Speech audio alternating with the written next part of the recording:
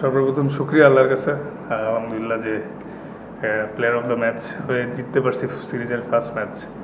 কন্ডিশনটা বেশ ভালো উইকেট ছিল, batting friendly condition, plus due factor ছিল বলারদের জন্য কিছুটা চ্যালেঞ্জিং। আলহামদুলিল্লাহ আমরা সবাই মিলে ভালো একটা মানে কম টোটালে ফিনিশ করতে পারছি।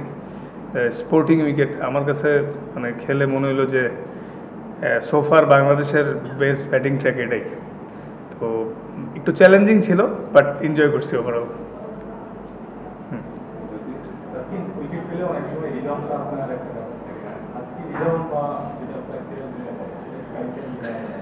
আলহামদুলিল্লাহ বেটার মাশাআল্লাহ। মানে ইনজুরি থেকে আইসেই শ্রীলঙ্কা সিরিজ দিয়ে স্টার্ট করছি, বাট রিদমে একটু বাইকে একটু কষ্ট হচ্ছিল, বাট গেটিং বেটার। লাস্ট কিছু সপ্তাহে অনেক কষ্ট করছি সব মিলে, ট্রেনিং এবং সব মিলে, তো আস্তে আস্তে রিদমটা বেটার হচ্ছে।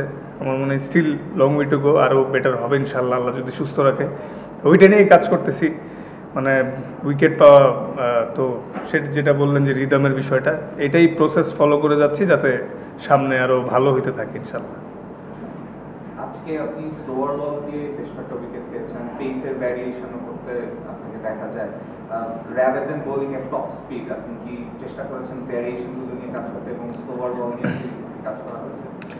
As a fast bowler definitely I love to ball fast, but বিষয়টা হচ্ছে সিচুয়েশন রিড করে বল করা, কোন কন্ডিশনে কী প্রয়োজন এই মুহূর্তে। যেই সিচুয়েশানে আসছি, আমি পাওয়ার প্লেতে আসছি, মিডে আসছি, ডেতে আসছি, যে সিচুয়েশানে যেরকম বল করার কথা ছিল ওরকম চেষ্টা করছি এবং আলহামদুলিল্লাহ আই এক্সিকিউটেড ওয়েল। বাট আসলে ভালোর তো শেষ নাই। আবার মানে টি-20 খেলা আসলে অনেক সময় অনেক ভালো ভালো বাউন্ডারি হয়, আবার সামটাইমস লাকিলি খারাপ বলে উইকেট হয়। বাট আজকে ওভারঅলই এক্সিকিউট করতে পারছি এবং ভেরিয়েশনসগুলো রাইট টাইমে ইউজ করতে পারে, তো হয়তো আজকের এই সাকসেসটা পাইছি। আমরা দেখেছি ইনজুরি থেকে মাঠে ফেরার পর আপনাকে একটু গ্যাপ দিয়ে খেলা হচ্ছে ইনজুরি ম্যানেজমেন্টের অংশ হিসেবে। তা এই সিরিজটাতেও কি এভাবেই আসলে আস্তে আস্তে খেলে রিদমটাকে ইনক্রিজ করার প্ল্যান? না, আসলে এইটা টোটালি ম্যানেজমেন্টের বিষয়। আমাদের ফিজিও ট্রেনার তারা সবসময় আমাদের সব বোলারদের লোড মনিটরিং করছে, যে ওয়ার্কলোড বেশি না কম। মানে আলহামদুলিল্লাহ যদি ফিট থাকি, সব ঠিক থাকে, তাহলে হয়তো আর এই রোটেশনটা নাও হইতে পারে।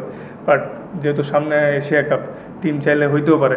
যেটাই হোক, মানে আমি আমার প্রেজেন্টারকে বেশি এনজয় করতে চাই, যে এই মুহূর্তে যেটা আসে। ট্রেনিং থাকলে ট্রেনিং, ম্যাচ থাকলে ম্যাচ। আপনি নিজে যদিও অনেকটাই অভ্যস্ত এটার সঙ্গে, কিন্তু এই বছরটা আপনার জন্য একটু মানে ডিফারেন্ট ফিলিংসের মধ্যে দিয়ে গেছে। আপনি শুরুতে একটা রিমার্ক ছিল বোর্ডের পক্ষ থেকে, আপনি সদস্য ক্যাটাগরি, তারপর একটা লম্বা ইনিংস। সেই টাইমটাতে আপনি মেন্টালি মানে নিজেকে কীভাবে, এটা খুব টাফ নিশ্চয়ই, মানে ওই সময় এই বছরকে একটু বেশি টাফ ছিল কিনা, যে বোর্ড আমার সাথে এত ট্রাস্ট করতেছে কিন্তু আমি খেলতে পারতেছি না, সেটা নিশ্চয়ই আপনার জন্য অনেক টাফ ছিল। ওই মোমেন্টটা থেকে আপনি কীভাবে? না, আসলে প্রত্যেকটা মুহূর্তই ক্রিকেটিং হোক বা জীবনে হোক, ভালো মন্দ মিলেই চলে। তো প্রত্যেকটা কঠিন সময় থেকে লার্নিংয়ের অনেক কিছু আছে। শুধু আমি না, আমার ক্রিকেটিং কেরিয়ার না, আপনাদেরও সেম। তো যখন যেই মুহূর্তে আসে সেটা যদি আমি স্কিপ করতে চাই, সেটা আমার পেয়ে বসবে। সবসময় ফেস করে আগায় কেমনে যাওয়া যায়, এই জিনিসটা চ্যালেঞ্জ নিতে চাই। এবং ভালো হোক খারাপ হোক, বাট নিজের অনেস্টি আর দৃঢ়তা নিয়ে আগায় গেলে টুডে টুমোরো সব ঠিক হবে, এটাই আমার বিশ্বাস। এরকম উইকেট তো বল করার চ্যালেঞ্জিং, এবং শুরুতেই বলছেন 4টে উইকেট অবশ্যই আপনার রেকর্ডে বুস্ট হয়েছে। মানে যদি দলের কথা বলি, মানে বোলিং সেট আপটা যেটা হয়েছে, আপনি সবাই প্রায় ভালো বলছেন, উইকেট পেয়েছেন, কেমন দেখছেন এই ইনিংসটাকে? কারণ এশিয়া কাপ সামনে আসে এবং ভেরিয়েশন সব কিছু মিলিয়ে বোলিংটা আপনি কিভাবে দেখছেন আমাদের সেটআপটা? এই ভালো চ্যালেঞ্জিং বলারদের জন্য, স্পেশালি 12 নম্বর ওভারটা না 13 নম্বর ওভারে যখন বল করতে আসলাম, অলরেডি বল ওয়েট ছিল। তো ডিউ ফ্যাক্টরে বলারদের এক্সিকিউট করাটা বেশ চ্যালেঞ্জিং। তো এটা আমাদের বলারদের জন্য ভালো, যদিও কঠিন চ্যালেঞ্জ। যদিও আমরা আর্লি উইকেট নেওয়াতে হয়তো ওরা বিগ টোটালটা করতে পারে না, কিন্তু ওদের টপ অর্ডাররা কেউ হয়তো যদি লম্বা সময় খেলে ফেলে, ডিফারেন্ট স্টোরি হইতেও পারতো। তো ওভারঅল ভালো ক্রিকেটিং কন্ডিশন। তো এটা আমার মনে হয় এশিয়া কাপের আগে একটা ভালো প্রিপারেশনই হচ্ছে। এখন যে কোনো ব্র্যান্ডের পুরাতন এসি বদলে নতুন ওয়ালটন এসিতে উপভোগ করুন 25% ছাড়। আপনি এই দিকটা যদি বলতে কিভাবে বলছেন, ওই দিকটা কেমন সেটআপে আছে? আপনি মুস্তাফিজ, শরীফুল, সাথে রিশাদ, মানে 5 বল করেছেন 6 জন।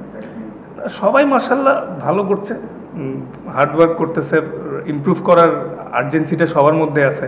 আর T20 honestly mainly batters game, তো একদিন দেখা যায় যে কারোর ওপর দিয়ে একদিন যায়, ও দেখা গেলো ভালো ভালো ওই দিন মাইর খাইতে থাকে। সো কারো সামটাইমস ব্যাট ডে যায়, বাট ইম্পর্টেন্ট হচ্ছে ভালোভাবে ওভারকাম করাটা। আর সবথেকে বড় জিনিস, টিমের প্রত্যেকটা মেম্বার, ম্যানেজমেন্ট, প্লেয়ার্স সবাই সবার অনেক ব্যাক করে, কারণ বুঝতে হবে যে আমাদের টিমটা মানে এমন একটা টিম, সবাই আসলে 19-20। সো এইখানে কম্প্যাক্ট থাকাটা, সবাই সবাই সাপোর্ট করাটাই অনেক জরুরি। লাস্ট কিছু মাস ধরে কিন্তু ইমপ্রুভ হইতেছে মাশাআল্লাহ। সো এইভাবে যদি আগাইতে থাকে ভালো কিছুই হবে ইমপ্রুভমেন্টের কথা বলছিলেন, আমরা আসলে এই সিরিজটায় বা আপনারা যে কয়েকটা ইমপ্রুভমেন্ট দেখতে চাইবে, তার মধ্যে খুব সম্ভবত ব্যাটিংয়ের, পাওয়ার হিটিংয়ের যে ব্যাপারটা থাকবে। বোলিংটা এনজয় করেছেন, ড্রেসিং রুম থেকে বাংলাদেশের মানে বিশেষ করে লিটন বা সাইফের ব্যাটিংটা কেমন এনজয় করেছেন? যে পাওয়ার হিটিংয়ের ক্লাসগুলো করা হয়েছে সেখানে একটু ইমপ্রুভমেন্ট দেখছেন কিনা? আর সাইফের ব্যাটিংটা নিয়ে একটু আলাদা করে বা বোলিং নিয়ে পারফরমেন্স নিয়ে একটু আলাদা করে। না মাশাআল্লাহ, সাইফের ভালো কন্ট্রিবিউশন ছিল, বোলিংও 2টা উইকেট নিয়েছে, ব্যাটিংও দারুণ ফিনিশ করছে। লিটন ব্যাটেড এক্সট্রিমলি ওয়েল মাশাআল্লাহ। আসলে লিটনের ভালো খেলাটা বা ফর্মে থাকাটা আমাদের টিমের জন্য অনেক জরুরি। তো মাশাআল্লাহ ও রিসেন্টলি মানে ফর্মে আসতেছে এবং ভালো ব্যাটিং করতেছে, নেটেও দেখতেছি। সো এই ধারাবাহিকতাটা যদি আমাদের আগাইতে থাকে, সামনে বড় ইভেন্টেও ভালো করা সম্ভব। কারণ স্পোর্টিং কন্ডিশনে যে কোনো এক সাইড দিয়ে জিতা কখনোই সম্ভব না, ব্যাটিং বোলিং ফিল্ডিং সবই লাগে। আর আমাদের মতো টিমে তো সব ক্ষেত্রে কন্ট্রিবিউশনটা আরও বেশি লাগে। সো এটা খুব ভালো সাইন যে ব্যাটিংয়ে ভালো হচ্ছে, বোলিংয়েও ভালো হচ্ছে, তো ভালো। হ্যাঁ ইমপ্রুভ হচ্ছে আসলে, টু বি অনেস্ট ও কিন্তু বেশি দিনও হয় নাই, জুলিয়ান উড আসছে মাত্র 1 সপ্তাহ। তো 7-10 দিনে আসলে খুব একটা ইমপ্রুভমেন্ট বোঝাটাও ডিফিকাল্ট, বাট ও যেভাবে ট্রেনিং করাচ্ছে এর ইম্প্যাক্ট অবশ্যই লং টার্ম করলে আমরা পাবো আশা করছি।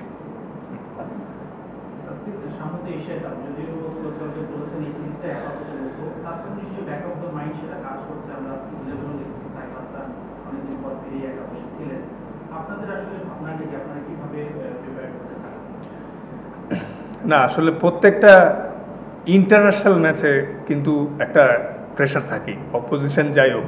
আমরা কিন্তু লাস্ট ওয়ার্ল্ড কাপে ওদের সাথেই হারছিলাম, 23-এর ওয়ার্ল্ড কাপে। হ্যাঁ, তো মানে কোনো টিমই T20-তে আপনি মানে একটা ওভারে মোমেন্টাম চেঞ্জ হয়ে যে কোনো কিছু হতে পারে।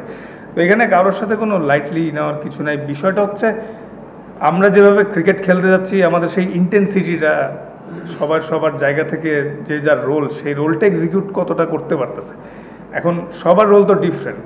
এটা আসলে টিম মিটিংয়ে বা অ্যানালাইসিস করার সময় যখন আমরা সবাই কথা বলি, ওইখানে আমরা সবাই সবার ক্ষেত্রে অনেস্ট যে কে কতটুকু ইমপ্রুভ করতেছি, কার কই কাজ করা দরকার আরও বেশি।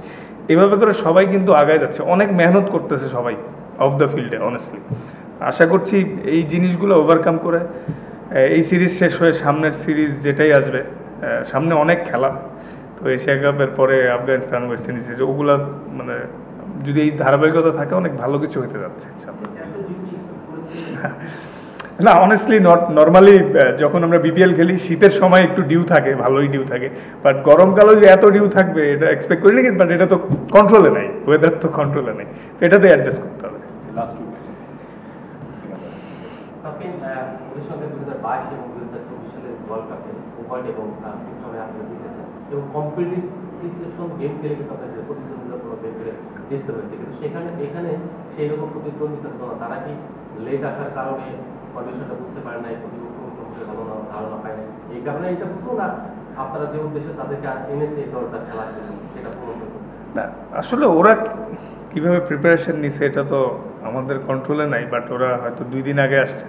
কিন্তু এটাও সত্য যে আলহামদুলিল্লাহ আমরা বেটার ক্রিকেট খেলছি, আজকে ডমিনেটিং ক্রিকেট খেলে দিচ্ছি। আমাদের এটাই লক্ষ্য ছিল যে যার জায়গা থেকে যাতে ডমিনেট করে জেতার চেষ্টা করতে পারি।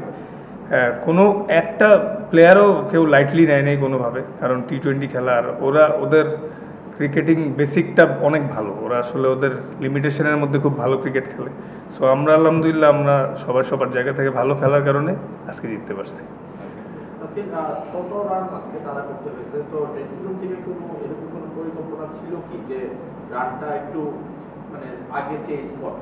আমরা তো দেখি যে আমরা একটু টিপ নিয়ে চেঞ্জ করতে চাই, তো এরকম কোনো প্ল্যান ছিল কিনা যে যত আগে খেলাটা ঠিক করা যাবে? আসলে এমন প্ল্যান ছিল না, just merit of the ball খেলা। যে যখন প্ল্যান থাকে এটাই যে টপ অর্ডাররা যেই সেট হবে যাতে ফিনিশ করে আসে, এবং আলহামদুলিল্লাহ লিটন আজকে করে আসছে। দেখলাম যে সবগুলো ডিপার্টমেন্ট আসলে ইমপ্রুভমেন্টে আছে, বিশেষ করে বোলিং ফিটনেস অনেক ভালো করলেন, ব্যাটিংও ভালো করা হচ্ছে, সবগুলো ডিপার্টমেন্ট ফিল্ডিংও দেখছি বেশ কিছু দুর্দান্ত কেয়ার দেখলাম। তো সব মিলিয়ে এই যে ইমপ্রুভাইজেশন হচ্ছে, এটার মূল আসলে সোর্সটা কি, বা এটা আসলে ইন্সপিরেশনের জায়গাটা কোনটা, যে আমাদের ডে বাই ডে ইমপ্রুভ করছে? একটা বিষয় হচ্ছে এই সিরিজটা কি আমরা আবার টপ ফাইভটা দেখতে পাবো? না, আসলে প্রত্যেকটা ম্যাচ প্রত্যেকটা সিরিজে জিতার লক্ষ্যেই খেলতে নামি। আর আমরা ইমপ্রুভমেন্টের চাহিদা যেটা, যে যেই জিনিসগুলো অতীতে মিস্টেক হয়েছে সেগুলো যাতে বারবার না রিপিট হয়, এই জন্য অফ দ্য ফিল্ডে হার্ড ট্রেনিং করছে সবাই, স্পেসিফিক জায়গা নিয়ে যার যে জায়গাটা ইমপ্রুভ করা দরকার ওইভাবে করে ট্রেনিং করছি লক্ষ্য নিয়ে। মানে গতানুগতিক ট্রেনিং করা দরকার সেটা না, যে যার জায়গা থেকে আলাদাভাবে। কোচরা অনেক হেল্প করতেছে, ম্যানেজমেন্ট প্লেয়ার সব সম্মিলিত হয়েই মানে সবার কষ্টের প্রতিফলন আস্তে আস্তে আসতেছে। তো আশা করি এই প্রসেসটা চললে সামনে ভালো কিছু। Thank you.